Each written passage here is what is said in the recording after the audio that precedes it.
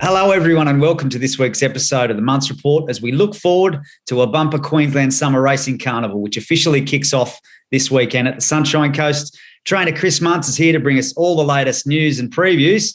But before we do that, we've got to look back at the previous week, and it was a great weekend. It wasn't the start of the Summer Carnival as such, but geez, it seemed like it did. Stampy ran a huge race in the listed Keith Nowd, leading them up and fighting on to finish what was a brave second. Yeah, he went terrific, Adam. He really did. I mean, he drew awkwardly, drew the outside gate, and we'd sort of had a bit of a game plan before the race that we probably had no option but to roll forward, and it nearly come to fruition. You know, he raced up on the speed in front there, come back under Sean Nice, and he beat all but the eventual winner home, which was only by a short margin. So, I couldn't be disappointed with the horse's effort. He raced tremendous. Yeah, it's a great start to his summer campaign, and he's just so brave, isn't he? So I now believe you're eyeing off the George Moore with him as his next start. Well, I think so. I mean, he's if he had have just ran a below par race or just an average race, we probably just would have brought him back to a Class 6 and did that sort of a program with him. But I think the way he went there last Saturday, he warrants the opportunity to run in a couple of these better races. He seems to be in good form. He's just starting to come right now.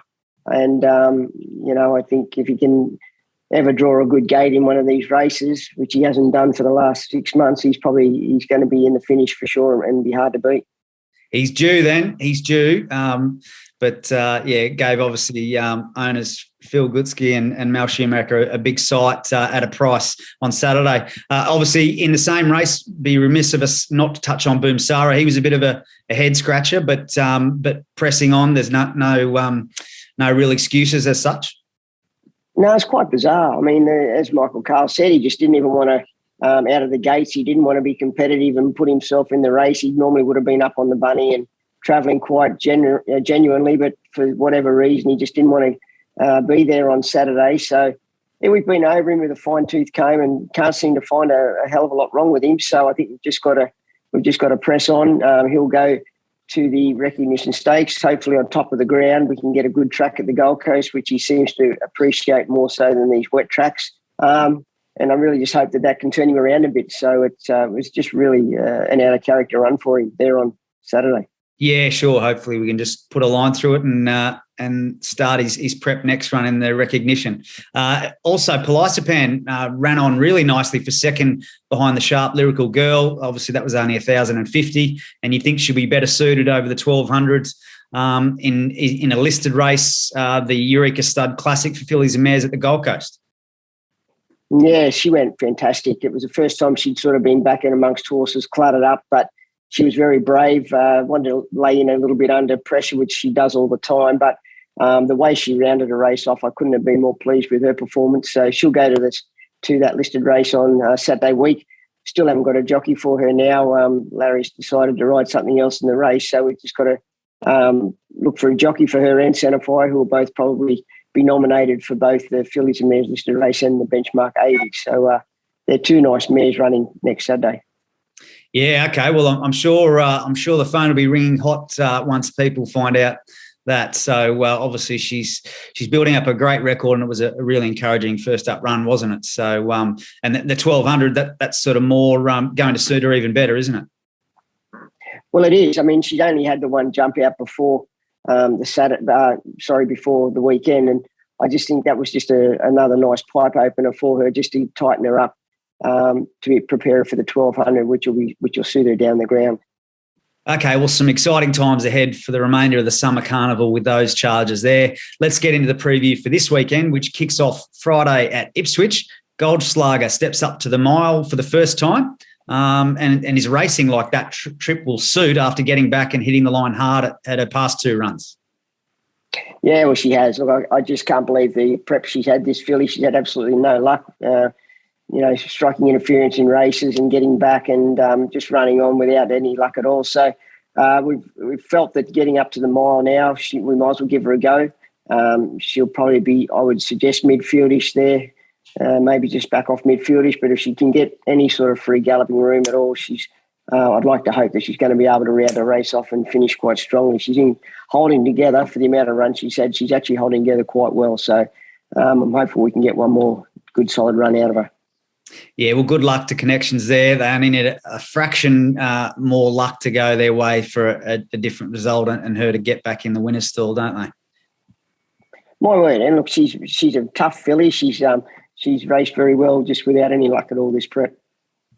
Very good. So that's the one runner at Ipswich on Friday. We then head over to the feature meeting at the Sunshine Coast, where 3 runners line up here, kicking off with comments in the No Metro Wins handicap over the 1,000 metres. We spoke about him last week. He was scratched from the Friday night, and then you also had him in for a race at Ipswich as well. So you've elected to press on to the Saturday Metro level with him. So he's obviously pleasing you at home.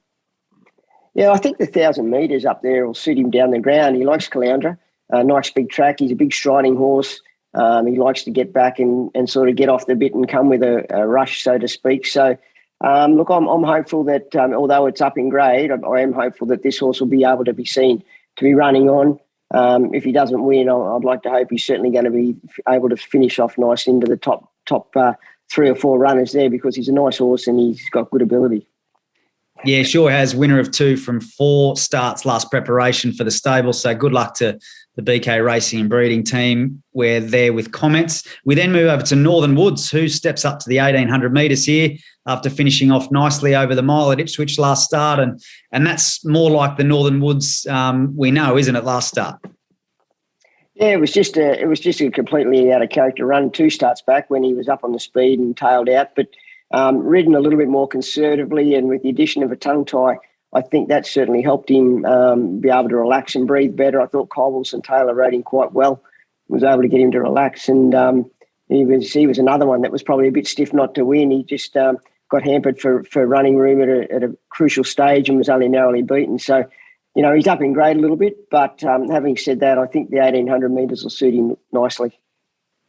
And the big Sunshine Coast track as well, you'd think would suit Kai Wilson-Taylor back aboard from barrier 3 there. The other runner on the program is Smart Meteor, who was a dual acceptor, but you've elected for the benchmark 75 handicap over the 1,400 metres as opposed to the class 6 over the 1,200 metres. And he is first up here, resuming over the 1,400 metres, trialled nicely in the same heat as Pelisapan a fortnight ago. Yeah, he's going really well. He's quite bright and bouncy in himself. He's had quite a bit of work put into him. So I just think the 1,400, we know he gets out over a little bit further in his prep. But, you know, the Class 6 1,200 I thought was a bit too sharp for him. I thought they'd be too nippy, and there was a bit of depth to the race. So I thought just kept him back to a benchmark 75. The 1,400, I just think it should suit him nicely, that sort of a trip. Very good. And we know he does like the Sunshine Coast track, although he hasn't won there, 5 starts for 4 minor placings. So likes the cushion in the track there. We then move over to the Gold Coast program, where you've got 5 runners engaged or accepted, a couple of dual acceptors here also. Harmony Street, who's a debutante, is entered for the maiden plate over the 1,200 metres. First start for Group of Connections here in the colours here, and ran 3rd in a recent Eagle Farm barrier trial, 3-year-old by Pride of Dubai.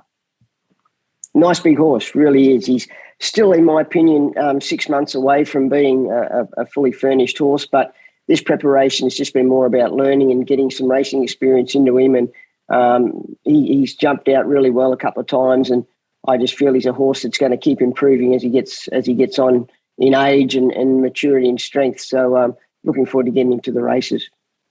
Yeah, drawn well in barrier 1 there. So good luck to Connections on debut. We then move over to Failed to Mention in the same race, but he's also a dual acceptor, also in the cutest 3-year-old maiden over the 1,300 metres. But he's emergency in both races, so I guess just sweating on a run there. But you mentioned last week when we spoke about him that you've been happy with his improvement in between runs. Yeah, well, he really has. He's improved nicely, this guy, and he looks terrific. We've just got to get a run with him because it's unfortunate you have a couple of runs without finishing in the placings. There's so many maidens here in southeast Queensland. You struggle to get a run with him. So I'll just have to basically, wherever he gets a run, he will go around. So, but he's in good order. Just probably going to need a bit of luck from his barriers to improve. Sure. The next acceptor was True Story in race 4 and maiden plate, but drew terribly in barrier 16. So scratching there. I would suggest we'll wait for another day. She's a nice mare, racing well, so I think we'll just wait. Yeah, sure. We then move over to race 6, where there's Failed to Mention and also Jungle Land, who's another debutante entered here. Drawn nicely, barrier 1 for Travis Wolfgram.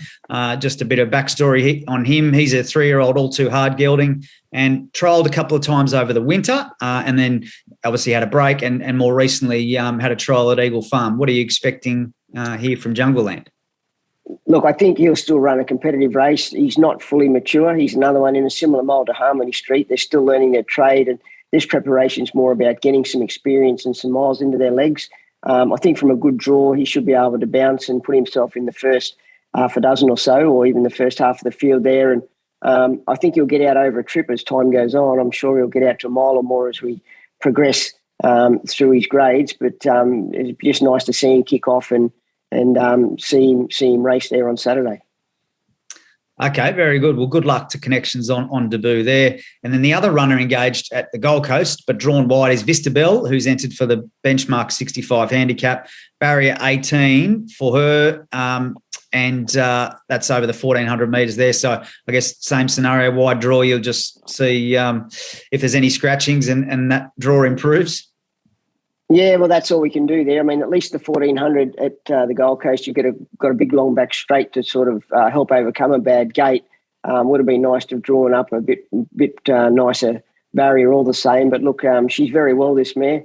I think she should be able to sort of bounce wherever if she does happen to run and put herself on the speed. And look, it's not a race that's beyond her, so we'll just have to wait, I think, and see what the weather and see how the barriers all pan out.